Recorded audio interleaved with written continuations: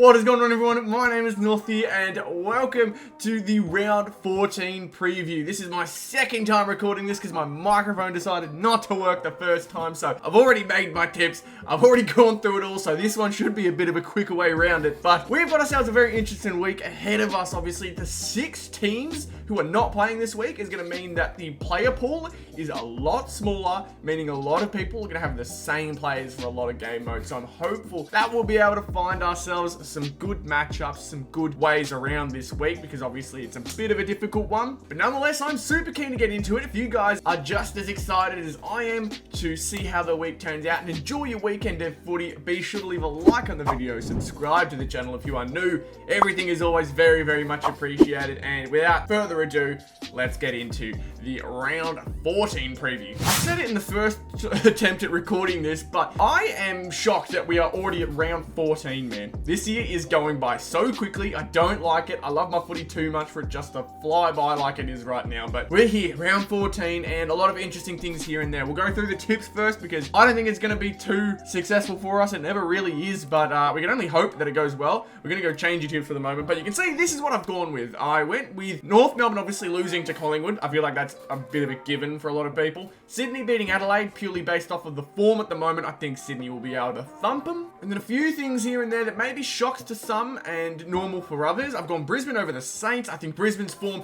even though they're both coming off of wins, Brisbane's is just a little bit more impressive. Them beating the Dogs in the form they were at is pretty impressive. And Saints, even though it was a win, it was against a Gold Coast team who are notoriously bad away from home, and they only beat them by 3 points. So I mean, it's up to you to decide how important and how impressive that win was, but I think it's not as impressive as the Lions win. And then for the Dogs versus the Dockers, I have gone the Dogs purely based on the fact that Freo is playing away and the Dogs at their best can absolutely smash teams. But that being said, Dogs did lose to Brisbane last week at Marvel Stadium, so it really could go either way. I don't know. We'll just have to wait and see, but I'm thinking that the Dogs take it, even though I'm definitely aware Freo could. I've gone the Hawks over Richmond, and it has made me second guess the fact that it's Dusty's 300. I thought that, yeah, probably going to go Richmond's way, but just off of form, and if we're thinking outside of, all the narratives that we've got going on, and as much as I want Richmond to have a successful game and Dusty to play amazingly, I think the Hawks are going to take it. Their win last week against the Giants was very, very impressive for the way a lot of people thought their season would go.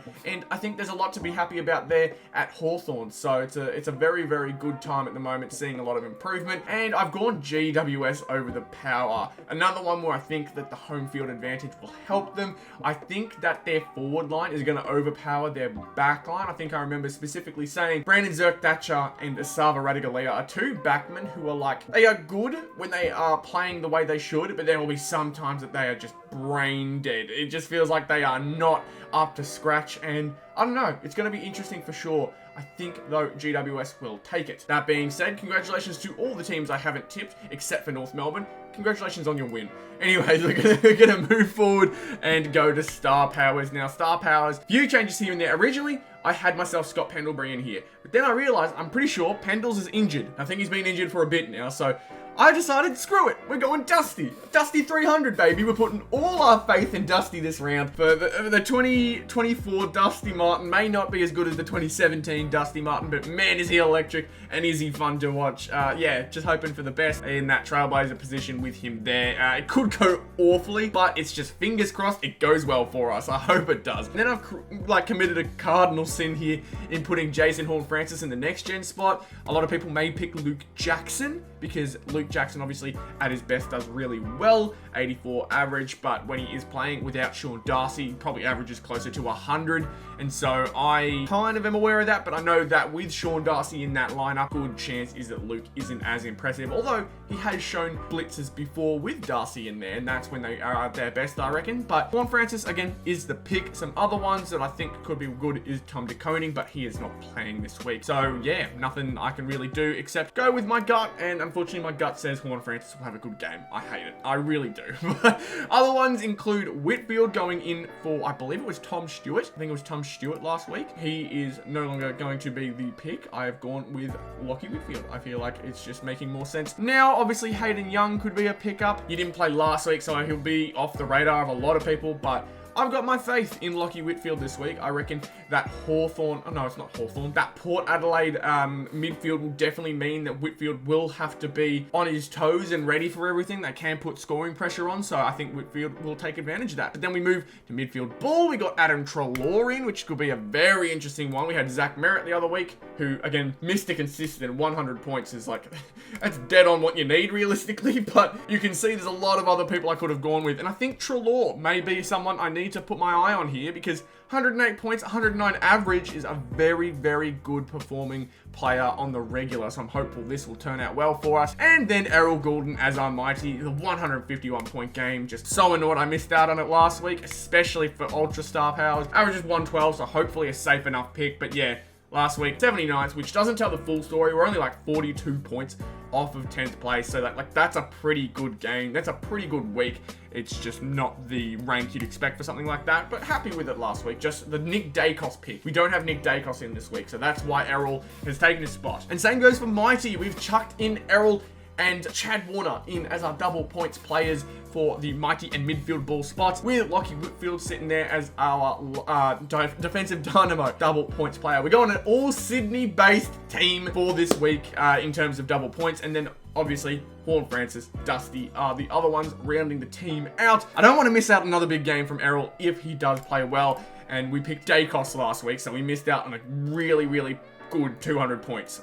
Like, it could have really helped us if we had those extra 200 points. We would have seen a pretty good score for sure. I think, we would have had ourselves, we would have been up there with the 990s, very, very close. So, just, you can't stress too much about it. You just got to move on, got to keep going. This could obviously be a clash. I'm hoping that this works out for us. Warner and Goulden, though, do have the potential to coexist and play well together. So, I put my faith in those guys. We had 66th last week, and the reason I mentioned the last time that 79 looked bad was because we had a better rank, but we weren't nearly as close as we were in the Silver Star Powers. So I'd like to think we did better silver last week than we did the double points. Again, Nick Dacos ruined us last week, if we're being honest. Although the Nick Martin pick, the Nick Martin double points that we've got now, is extra helpful. That is a very, very helpful pickup for us. But yeah, not much I can really say other than hoping and praying that Dusty has a ripper game and everyone else is up to scratch. Would be awesome to see a big performance from all of them this week. But we moved to top team, and top team sees some big changes. So Goulden, I'm sorry, I may have jinxed you this week because I cannot get a midfielder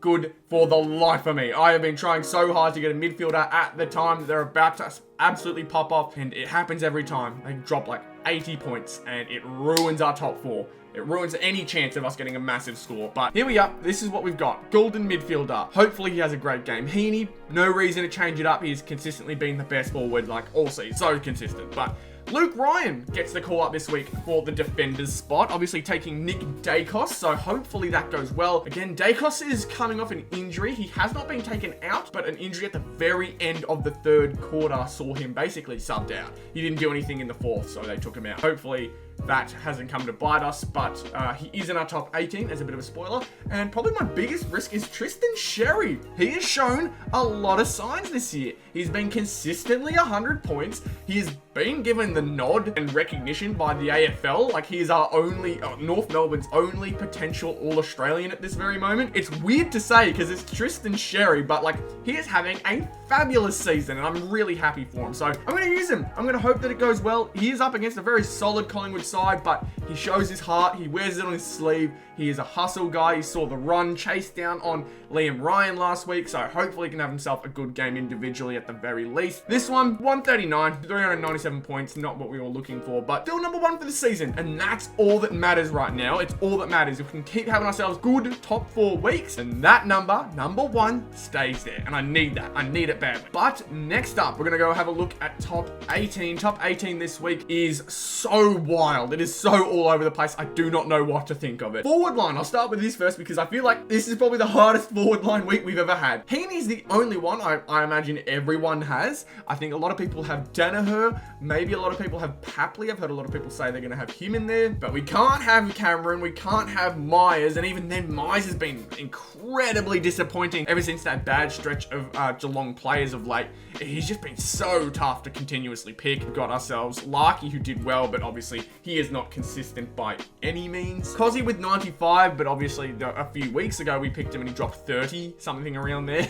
So he is a hit and miss as well, but I don't think he's even playing this week. So like there's so much to think about this week with the forward. So this is what I've gone with. We're going to keep Shea because at his best, he has really good games. So I'm just hopeful that happens again. We've gone Toby Green. Again, he's someone who can occasionally pop off. I feel like this is going to be a really, really low scoring week all around for the forwards. I think maybe max 3 100-point games from the forwards. Heaney could be a lock. Danaher at his best can do it. Same with Green, but like we look at the season averages, only Heaney averages over 100, which makes sense. He gets the forward run. We don't have any of the Carlton bigs, any of the Geelong forwards. Shea Bolton can occasionally get 100. Luke needs to not have Sean Darcy and he can get 100. Like it just feels like Heaney, if he doesn't get it, there are no 100-point scorers. So there's nothing too much to worry about here in the forward line. Midfield though is where we start to worry. Shout out Cooper. He has given me the suggestion of Tim Taranto, which could go well against Hawthorn. It could, and I'm hopeful it does go well. We're sticking with Bont, which always scares me, but I'm hoping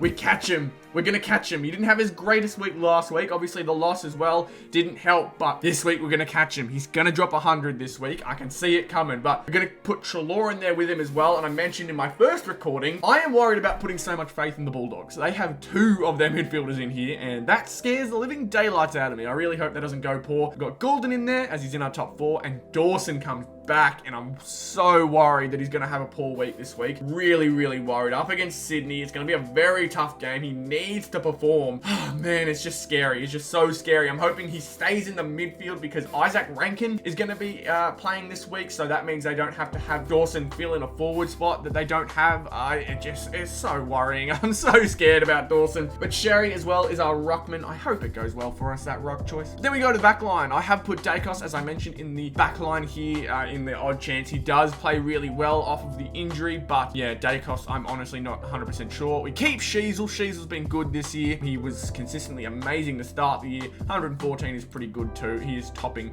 the season averages, so hopefully he can have another good game. Lockie Whitfield topped last week and would be awesome if he can play well because it does well for all game modes. Sinclair, we've missed out on a few of his good games as of late, and I'm kind of just consistent with him. I want to keep him in as much as I can. Liam Baker, he's going to play again this week. Had a pretty good game last week. Nearly saw him top 6 last week, so it would be awesome to see another great game from him. And Lukey Ryan, we mentioned before. So overall, this team, I am just so confused about how this team is going to go this week. It could be good or it could be bad. It really could be one of the two, but last week we managed to get our prize card from this game mode, rank 5 and season rank 4. We've seen ourselves slowly climb up the season rank, so I'm hopeful that this week we can climb up once more. It'll be a tough ask, but I mean, with the way we're going, it could happen again. It would be awesome if it does. So that is the team. That's what we're looking at, and I'm hopeful there's another prize card somewhere within this team coach team. That is all we've got. That is the round 14 preview done. I hope you guys enjoyed it overall. Again, it's a very scary week with 6 teams being out, and you don't know what's going to happen, but I'm hopeful that you guys will enjoy this